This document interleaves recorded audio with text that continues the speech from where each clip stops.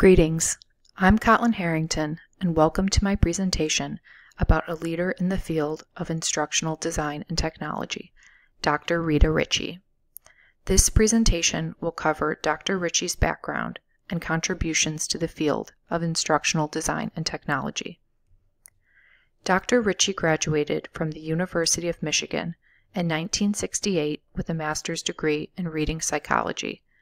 She acknowledges the tremendous influence that her advisor, Don Smith, and his research on discrimination programming had on her at the time. Through her work with Don Smith, Richey was exposed to many concepts that would prepare her for her future career in instructional design and technology, such as behavioral objectives, task analysis, and programming. Following her master's program, Dr. Richey was recruited by a local Michigan community college to do curriculum design. This college was affiliated with Wayne State University, where Dr. Richey decided to enroll in a doctoral program in instructional technology. After completing her doctoral work in instructional technology, Dr. Richey worked in teacher education for 10 years at Wayne State University before joining the Instructional Technology Department as a faculty member. Dr. Richey stayed at Wayne State University for the entirety of her career. Dr. Richey was influenced by and collaborated with many other leaders in instructional design and technology. She mentions the importance of Leonard Silverin on her research in instructional systems.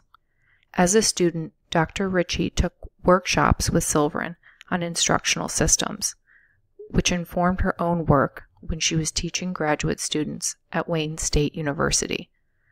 When she was unable to find a suitable text to assign her students, Dr. Richey decided to write The Theoretical and Conceptual Bases of Instructional Design.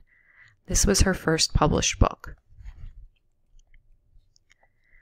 In another collaboration, Dr. Richey worked with Barbara Seals to update the 1977 AECT definition of the field in their 1994 publication, Instructional Technology, the Definition and Domains of the Field.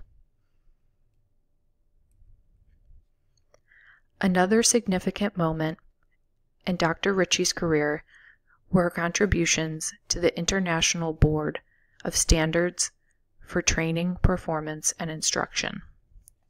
As the representative for higher education, Dr. Richey worked on standards and competencies that were developed from the AECT, ASTD, and NSPI. I was drawn to Dr. Richey because she is a trailblazer for women in the field of instructional design and technology.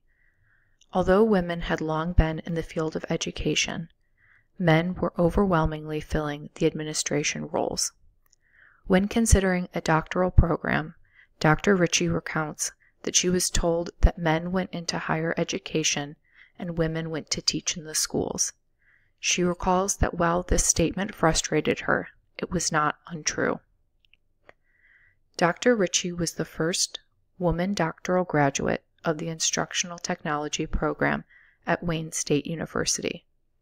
In her chapter on mentoring women in the book Women's Voices in the Field of Educational Technology, Dr. Richey shares that maintaining a balance between being a wife, mother, and scholar was a struggle in her early career.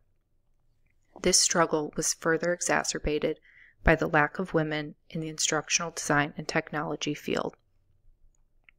Although she's had an illustrious career, Dr. Richey encountered some bias in her early career.